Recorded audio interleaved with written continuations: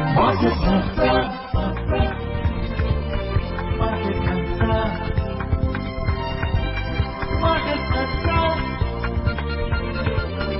Market Mantra. Market Mantra. Welcome to the Sunday edition of Market Mantra, the program in which we give you a complete update on the economic news of the day. And today, being Sunday, we'll also be taking calls from you, our listeners, on any queries that you may have on mutual funds and related matters. You can call us on 2331-4444, 2342-1050 and 2331-0464. I am Vaibhav Jyotsna Srivastava, and with me is my co-anchor in Hindi, Sparsh Saxena. धन्यवाद वैभव। नमस्कार। घड़ी का इशारा हो चुका है शाम 6:30 का और अब वक्त है आपके पसंदीदा कार्यक्रम मार्केट मंत्र का। और आप सभी श्रोताओं का हम बहुत बहुत स्वागत और अभिनंदन करते हैं। जैसा कि आज रविवार है और हर रविवार की तरह आज भी हम म्यूचुअल फंड से जुड़े आपके सवालों के जवाब देंगे। सवाल पूछने के लिए आप हमें इन फोन नंबर्स पर कॉल कर सकते हैं। नंबर्स हैं 2331-4444, 2342-1050 और 2331-0464। दिल्ली से बाहर के श्रोता इससे पहले एसटीडी कोड 011 यानी कि 011 लगाना न भूलें। और आज की खबरों पर चर्चा करने के लिए और श्रोताओं के सवालों का जवाब देने के लिए हमारे साथ स्टूडियो में आमंत्रित हैं mutual fund expert Ashutosh Gupta. Ashutosh ji, market मंत्र में आपका स्वागत है। जी धन्यवाद। और सबसे पहले हेडलाइंस के साथ हैं वैभव Jyotsna Srivastava. Absolutely, Sparsh. Starting with the headlines, Prime Minister Narendra Modi highlights the mantra of reform, perform and transform for India's sustainable growth. GST collection rises 10% to 1.75 lakh crore rupees in August, and foreign investors pump in over 25,000 crore rupees into the Indian capital markets in August. प्रधानमंत्री नरेंद्र मोदी ने भारत के सतत विकास के लिए सुधार, प्रदर्शन और परिवर्तन की बात पर जोर दिया।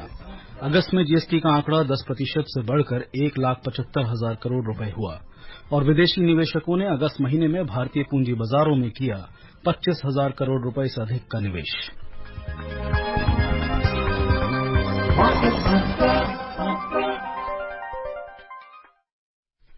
And Sparsh, beginning with the first headline of the day, Prime Minister Narendra Modi has projected India as the land of biggest opportunities globally and promised the business sector facilitation reforms, a stable policy regime and high growth. Addressing the ET World Leaders Forum, Mr. Modi asked investors to commit to innovation, performance, positive disruption and high-quality products. He said his dispensation has begun its third term with more determined intentions and is full of hope and confidence. Prime Minister said while people in most countries that went to polls this year voted for a change, Indians preferred continuity, political stability and economic growth. Mr. Modi said that a new middle class is driving the country's progress and setting the direction for its market. He said India is writing a unique success story and the impact of its reforms is visible in the economy's performance, underlining his government's initiatives in the fields of green hydrogen, semiconductors, deep ocean and space. The Prime Minister said his government wants to prepare the country for the challenges and opportunities that await India. Mr. Modi said his government is working to make the country a global health and wellness center. The Prime Minister also highlighted efforts to boost India's tourism profile and make it a global food basket.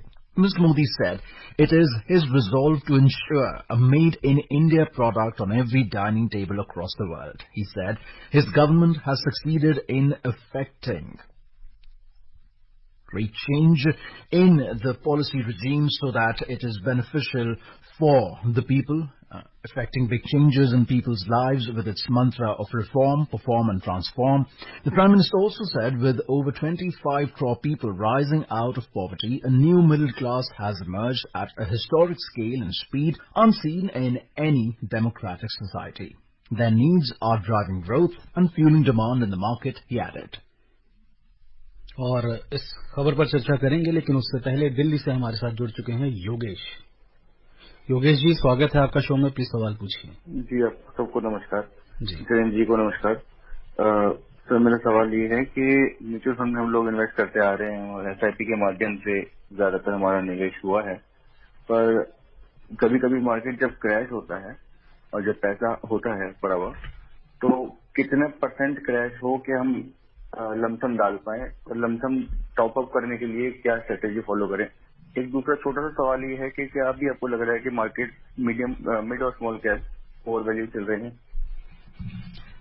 देखिए, आपका दूसरा सवाल अगर मैं पहले लेकर चलूं तो क्या ओवर वैल्यूड लग रहे हैं। देखिए, अगर हम तमाम एक्सपर्ट्स, फंड मैनेजर्स जो कि काफी डीपली मार्केट में इन्वॉल्व रहते हैं, हाँ, सबका एक जनरल कंसेंसस है कि मार्केट्स जनरली एक ओवर वैल्यूड जोन में हैं। लेकिन उसके साथ हर किसी का ये भी मानना है कि कब तक ओवर वैल्यूड रह सकती हैं, इसके बारे में कोई तरह का आंकलन या अंदाजा लगा पाना बड़ा मुश्किल है। तो ये जरूर है कि मार्केट्स अपने हाई वैल्यूएशंस पे हैं, एक ओवर वैल्यूड टेरिटरी में है। कुछ स्टॉक्स, और ये थोड़ा स्टॉक स्पेसिफिक भी है, कुछ स्टॉक्स काफी बबल जोन में है, कुछ स्टॉक्स शायद उतने ओवर वैल्यूड नहीं भी हैं। तो it is a very stock specific situation.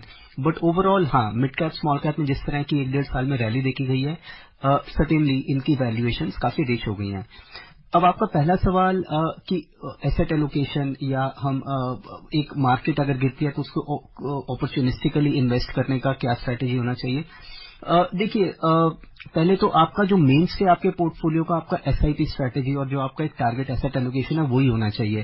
सो आप अपना 80, 85, 90% जो आपका पैसा है वो आप इसी स्ट्रेटेजी पे रखिए। और अपॉर्चुनिस्टिकली इन्वेस्ट करना कंप्लीटली अवॉइडेबल भी हो सकता है। अगर आप नहीं करना चाहते या उसको करने में बड़ी डिलेमा का फेस करते हैं तो आपके लिए बिल्कुल वो अवॉइडेबल है। उसको नहीं भी करेंगे तो उससे कोई खास फर्क नहीं पड़ेगा। लेकिन अगर आप अपॉर्चुनिस्टिकली थोड़ा बहुत पैसा ट्राई करना चाहते हैं तो अपने लिए कोई एक रूल सेट करिए। इस पे ना जजमेंटल होकर आप इन्वेस्ट करेंगे तो मेरा ख्याल वो बड़ा मुश्किल काम है। आप कोई अपने लिए रूल सेट करिए कि जब भी मार्केट 5% या 10% गिरेगी तो मेरे पास जो अगर कुछ स्पेयर पैसा है उसका 10% मैं मार्केट में लमसम में इन्वेस्ट कर दूंगा, और 10% गिरेगी तो और 10% इन्वेस्ट कर दूंगा। इस तरह का अपना कोई रूल बनाकर रखिए और उसके बेसिस पे आप ये पैसा डिप्लॉय कर सकते हैं। And we have a next caller from Kolkata. Animesh ji, welcome to the show. We have a mutual fund expert today, Ashutosh Gupta ji. Please ask your question. Good evening all. Good evening. Please ask your question, sir. Sir, at present everything is changing, particularly economic scenario is changing everywhere. How far is it necessary to study mutual fund comparatively? Thank you, sir. I'm not sure if I got your question, exactly the way you wanted to. But see, the point is that mutual funds in the long term would be a reflection of the state of the performance of the economy. So if you expect the Indian economy to do well in the next 5, 10, 15 years, then mutual funds are certainly a very good investment alternative among all the investment alternatives that you have in the retail investors landscape. So if you are optimistic on the Indian economy, then you should look at mutual funds very favorably, even though they are bound to give you ups and downs in interim, but over the long term their performance should be a reflection of the performance of the economy. जी आशुतोष जी, जहां तक उनके सवाल से मैं भी समझ पाया तो उन्होंने कुछ इस तरीके से सवाल रखा था कि आजकल बदलते सिनेरियो में जितना भी हम चाहे जियो पॉलिटिकल सिचुएशन देखें और तमाम तरीके की चीजें अगर चल रही हैं तो ऐसे समय में म्यूचुअल फंड्स कौन से लें, कैसे कंपेयर करें। जहां तक मैं सही हूं, और मेरा भी सवाल आपसे यही है कि कंपैरिजन के लिए क्या पैरामीटर्स हमें देखने हैं, कि हम एनएवी को देखें, रिटर्न्स, रिस्क, रेटिंग देखें, किस तरीके से एनालिसिस करें। तो देखिए, जहां तक म्यूचुअल फंड से कंपैरिजन की बात है तो उसके कंपैरिजन के लिए या आपके लिए कौन सा म्यूचुअल फंड सही है ये डिसाइड करने के लिए इकोनॉमिक सिचुएशन से ज्यादा जरूरी है कि आपकी क्या सिचुएशन है। आप अपने सर्कमस्टेंसेस, अपनी इन्वेस्टिंग नीड्स को देखिए, उसके हिसाब से डिसाइड करिए। अगर आपके पास लंबा टाइम होराइजन है, रिस्क लेने की क्षमता है, मार्केट के उतार चढ़ाव से आपको बहुत खासी घबराहट नहीं होती है, तो certainly equity oriented mutual funds आपके लिए काफी लाभदायक साबित हो सकते हैं लॉन्ग टर्म में। लेकिन अगर आपके पास उतना ज्यादा टाइम होराइजन नहीं है या आप मार्केट के अप्स एंड डाउन से बहुत कंफर्टेबल नहीं है, तब आप हाइब्रिड फंड्स देखिए, या आपको बहुत ही नियर टर्म अगले साल डाउन पेमेंट करने के लिए आपने कुछ पैसा रखा है तो आप इक्विटी से बिल्कुल दूर रहिए। तो इक्विटी म्यूचुअल फंड्स का चुनाव या कौन से म्यूचुअल फंड्स आपके लिए सही हैं, ये बहुत ज्यादा निर्भर करता है कि आपकी नीड क्या है, उसके लिए इकोनॉमी, दुनिया की इकोनॉमी में क्या हो रहा है, इंडिया की इकोनॉमी में क्या हो रहा है, इसके ऊपर ज्यादा चिंतन ना करें। जी. And we have a next call again from Kolkata. We have Prashant calling in. Prashant, welcome to the show. Please ask your question. Good evening sir, all of you sir. Good evening. Sir मेरा जो question है जी. Sir, individual जो हम लोग जो share market और mutual fund से जो इनकम टैक्स देना होगा शॉर्ट टर्म और लॉन्ग टर्म लेके, तो मेरा जो क्वेश्चन है, म्यूचुअल फंड हाउस कैसा टैक्स देता है इनकम टैक्स में इंडिया गवर्नमेंट में? देखिए, क्वेश्चन मेरा, मान लीजिए कोई हाउस वाइफ शॉर्ट टर्म में 1 ईयर में 3 लाख और 3 लाख थोड़ा कम रिटर्न लाया है इक्विटी से और शेयर मार्केट से, और उसका अगर कोई इनकम नहीं है तो उसका कोई टैक्स देना होगा? Thank you sir. जी, तो पहला तो आपका सवाल, तो देखिए म्यूचुअल फंड्स के पास एक बहुत बड़ा टैक्स एडवांटेज होता है। म्यूचुअल फंड्स एक टैक्स शेल्टर्ड इन्वेस्टमेंट व्हीकल है। तो जब आप म्यूचुअल फंड खरीदते हैं और म्यूचुअल फंड आपके पैसे से आपके बिहाफ पर स्टॉक्स या बॉन्ड्स खरीदते बेचते हैं, तो जितनी बार भी वो स्टॉक खरीदते हैं बेचते हैं, कोई उनको आप गेन्स प्रॉफिट मुनाफा होता है, इसके ऊपर म्यूचुअल फंड्स को कोई टैक्स नहीं देना होता है। अगर आप खुद से इक्विटी शेयर खरीदते हैं और बेचते हैं तो जो भी आपको मुनाफा होता है उस पे आपको टैक्स देना पड़ता है, लेकिन म्यूचुअल फंड्स को कोई टैक्स नहीं देना होता है। जब तक आप म्यूचुअल फंड में निवेशित रहेंगे, आपका पैसा टैक्स शेल्टर्ड रहेगा, आपको कोई टैक्स नहीं देना है। म्यूचुअल फंड को इस खरीद बेच पर कोई टैक्स नहीं देना। जब आप अपने म्यूचुअल फंड की यूनिट्स बेचेंगे तब आपके लिए टैक्स इंसिडेंस होगा। तो अगर आप 10-15 साल माने कोई म्यूचुअल फंड की यूनिट्स होल्ड करते रहते हैं तो इन 10-15 साल में आपको कोई टैक्स नहीं देना। म्यूचुअल फंड आपके बिहाफ पे इन्वेस्ट करता है, उसे भी कोई टैक्स नहीं देना। जब आप बेचेंगे तब एक बार टैक्स लायबिलिटी इन्वोक होगी। रहा आपका दूसरा सवाल कि अगर टोटल इनकम ही 3 लाख है जो कि थ्रेशोल्ड से कम है, तो आपके जो म्यूचुअल फंड के गेन्स है वो भी एग्जेम्प्ट हो जाएंगे, आपको टैक्स नहीं देना होगा। ये इक्विटी पर दोनों पे लागू होगा। जी, और कोलकाता से हमारे अगले कॉलर जुड़े हैं Pankaj ji, welcome to the show. Please सवाल पूछिए अपना। जी नमस्ते। नमस्कार जी, हमारा प्रश्न यह है कि मैं एसआईपी के माध्यम से अगले 5 से 7 वर्षों के लिए इन्वेस्टमेंट करना चाहता हूं। मेरा एक्चुअली कुछ कंफ्यूजन है। जैसे मेरा एसबीआई में मेरा अकाउंट है, तो मैं सोच रहा था कि अपने एसबीआई के अकाउंट से ही म्यूचुअल फंड में इन्वेस्ट करूं। तो बहुत लोग सजेस्ट करते हैं कि लार्ज कैप में करो, कुछ लोग कहते हैं मिड कैप में करो। तो सबसे पहले थोड़ा ये बताएं कृपया कि मिड कैप अच्छा है या लार्ज कैप है या स्मॉल कैप अच्छा होता है। दूसरा सवाल यह है कि जब मैं मिड कैप के लिए मैं इंटरेस्टेड हुआ था, मैंने पूछने गया था तो उन्होंने बताया बैंक से कि इसमें पीएसयू सब फंड है, ब्लू चिप फंड है, क्या सब बताने लगे, तो मैं कंफ्यूज हो गया। तो एक्चुअली मुझे सिर्फ इन्वेस्टमेंट के तौर पे 5-7 साल के लिए मुझे एसआईपी करना है, तो कृपया गाइडलाइन कीजिए कि मैं क्या करूं। धन्यवाद। जी, आपकी बातों से मैं ये समझ पा रहा हूँ कि आप एक शुरुआती निवेशक हैं। शायद आपको पहले म्यूचुअल फंड्स में या जनरली इक्विटी मार्केट्स में इन्वेस्ट करने का बहुत ज्यादा एक्सपीरियंस नहीं है, और आपका जो 5 से 7 साल की अवधि आपने अपने लिए चुनी है, ये भी मैं कहूंगा कि एक medium term horizon, investment horizon आपके पास है, बहुत लॉन्ग टर्म नहीं है। तो इन 2 कारणों की वजह से मैं आपको सजेस्ट करूंगा कि आप एग्रेसिव हाइब्रिड, एक श्रेणी होती है म्यूचुअल फंड्स की जिसमें वो करीब आपका 70-75% पैसा इक्विटी में निवेश करते हैं, 20 से 25% आपका पैसा वो डेट इंस्ट्रूमेंट्स में निवेश करते हैं। इससे फायदा ये होता है कि जब भी मार्केट गिरती है, क्योंकि इनमें थोड़ा डेट कंपोनेंट रहता है, मार्केट से थोड़ा कम गिरते हैं, तो जो शुरुआती निवेशक होते हैं या जिनका मीडियम टर्म होराइजन होता है, उनके लिए थोड़े ज्यादा स्टेबल, थोड़े ज्यादा सेफ इन्वेस्टमेंट होती है, और इनमें रिटर्न देने की क्षमता अच्छी खासी होती है, क्योंकि मेजॉरिटी पैसा फिर भी आपका इक्विटी में ही लगता है। तो मेरी राय में आपको एग्रेसिव हाइब्रिड फंड्स में से कोई 1 या 2 फंड का चुनाव करके उसमें इन्वेस्ट करना चाहिए। 1-2 नाम मैं आपको सजेस्ट करना चाहूंगा। आप आईसीआईसीआई प्रू का इक्विटी एंड डेट फंड देख सकते हैं, मिराई का एग्रेसिव हाइब्रिड फंड देख सकते हैं, एसबीआई इक्विटी हाइब्रिड, इस टाइप के कुछ फंड्स हैं जिनका लॉन्ग टर्म रिकॉर्ड काफी अच्छा है, फंड मैनेजर अच्छे हैं। तो इनमें से कोई 1 या 2 फंड का चुनाव करके आप उसमें अपना एसआईपी शुरू कर सकते हैं। Ashutosh ji, we have our next caller. We have Shri Rajguru ji calling in to Market Mantra, and welcome to the show, Rajguru ji. Please ask your question. नमस्कार सर।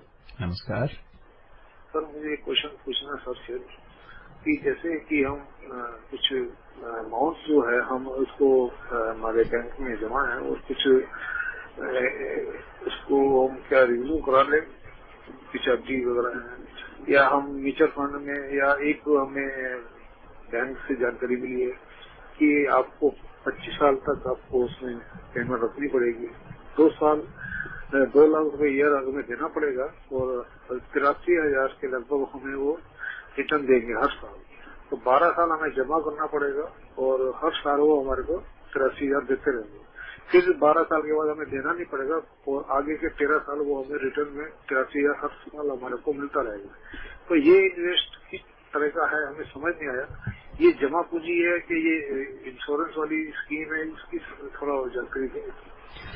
जी, जहाँ तक मैं समझ पा रहा हूँ, हालांकि मैं श्योरिटी के साथ तो नहीं कर सकता, लेकिन जिस टाइप से आप ने ये डिस्क्राइब किया, मुझे ये लगता है कि ये जरूर एक यूलिप का प्रोडक्ट हो सकता है। आप इससे बचें, इससे दूर रहें। यूलिप्स जनरली बहुत फेवरेबल हम लोगों की ओपिनियन में हम नहीं मानते हैं। आप सिंपल म्यूचुअल फंड में निवेश करिए, जिसमें आप इन्वेस्ट करते जाएंगे, जब भी आप, और आपके पास फुल लिक्विडिटी है, कभी भी आप बेच सकते हैं। जो भी आपकी वैल्यू एनएवी के बेसिस से उतार चढ़ाव आपकी वैल्यू में होगा, एंड में जो भी आपकी वैल्यू होगी आप उस पर बेच कर निकल सकते हैं। सिंपल प्रोडक्ट होता है, आपको कोई बंदिश नहीं है, कोई 25 साल का किसी तरह का लॉक इन नहीं है और कोई एश्योरिटी भी नहीं है। खर्चे कम होते हैं, ट्रांसपेरेंट प्रोडक्ट होता है, कहाँ आपका पैसा निवेश हो रहा है आपको बड़ी बारीकी से मालूम रहता है। तो आप यूलिप से बचें, म्यूचुअल फंड की तरफ जाएं। जी, और अब पुणे का रुख करते हैं। पुणे से हमारे साथ जुड़े हैं समीर। समीर जी, स्वागत है आपका, प्लीज सवाल पूछें अपना। हाँ जी सर, नमस्कार सबको। जी नमस्कार। सर एक्चुअली क्या ना, मेरे को थोड़ा क्वेश्चन ये था, मेरे पास 3 फंड है जी अभी, तो अलग अलग कंपनियों के हैं, जिसमें एक फंड 45% पे, एक 35 पे और एक रिसेंटली मैंने ऐड किया है 2-4 महीने से, जिसका 10% का चल रहा है अभी। तो मेरे को पूछ रहा था, अगर मैं इन्वेस्ट करता हूँ तो कौन से में करूँ, मैं मिनिमम वाले में करूँ या मैक्सिमम वाले में करूँ? देखिए, ये डिपेंड करता है कि 3 फंड हैं क्या, आपकी इन्वेस्टमेंट नीड क्या है, क्योंकि इसमें मिनिमम मैक्सिमम पे मत जाइए। आप ये देखिए कि अगर आपके पास जो, मानिए आपने 45% जो बोला, मुझे फंड का नाम नहीं पता तो माफ कीजिए, मैं बहुत ज्यादा तो आपकी इसमें मदद नहीं कर पाऊंगा। लेकिन अगर मानिए आपका ऑलरेडी जो, जिसमें बहुत ज्यादा पैसा निवेशित है, वो मिड कैप या स्मॉल कैप फंड है, तो आप उसमें और मत डालिए। इस टाइप के फंड ज्यादा एग्रेसिव होते हैं, ज्यादा रिस्की होते हैं, और ये एक सप्लीमेंट्री रोल के लिए पोर्टफोलियो में बनाए गए हैं। तो अगर इनमें ऑलरेडी आपका 45-50% पैसा लगा हुआ है तो उसमें और डालने से बचें। लेकिन अगर ये कोई diversified equity flexi cap type का फंड है और बेहतरीन रिटर्न है, आपको उससे सेटिस्फैक्शन है, तो जरूर आप उसमें और पैसा डाल सकते हैं। तो थोड़ा आप ये देखिए कि ये किस टाइप के फंड है और आप किस टाइप की इन्वेस्टमेंट नीड के लिए इन्वेस्ट कर रहे हैं, कितने साल का आपके पास टाइम होराइजन है। इन सब क्वेश्चंस को थोड़ा चिंतन करके इस नतीजे पर पहुंचा जा सकता है कि किसमें निवेश करें। अगर ये तीनों एक ही टाइप के फंड है तो बाय डिफॉल्ट मैं यही कहूंगा कि from a diversification perspective already आपका 45% जिसमें है तो आप उसमें और मत डालिए, 10% वाले में डालिए। लेकिन अगेन इसमें बहुत सारे इफ्स एंड बट्स हैं कि ये फंड कौन सा है, कैसा इसका परफॉर्मेंस है, ये इन्वेस्टमेंट वर्दी है कि नहीं है। तो इन सारी डिटेल के साथ शायद हम आपका थोड़ा और बारीकी से जवाब दे पाएंगे। And from Pune we go over to a little northward to Bhopal, from where Shankar is calling us. Shankar ji, welcome to the show. Please ask your question.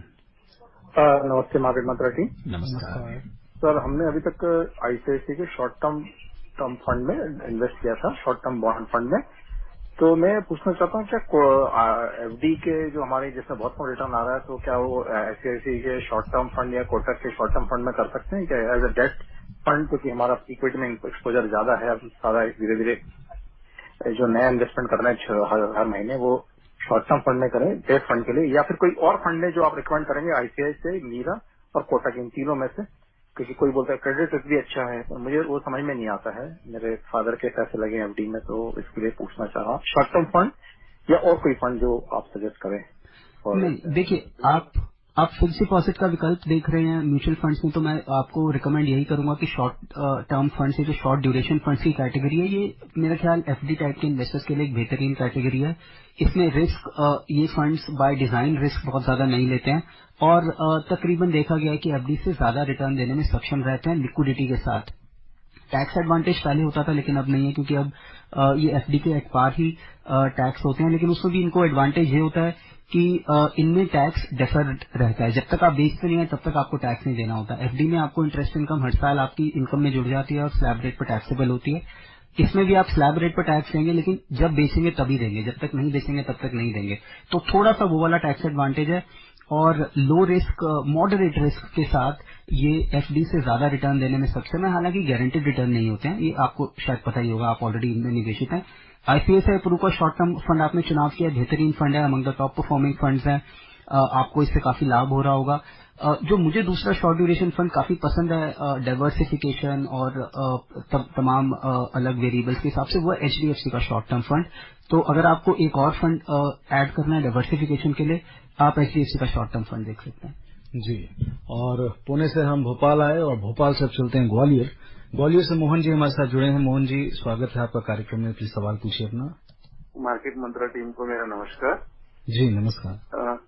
Expert से मेरा सवाल है कि सर मेरे पास quant large and mid cap fund में SIP जा रही है, क्या उसमें एडिशनल इन्वेस्टमेंट किया जा सकता है subject to long term investment and LTCG apply?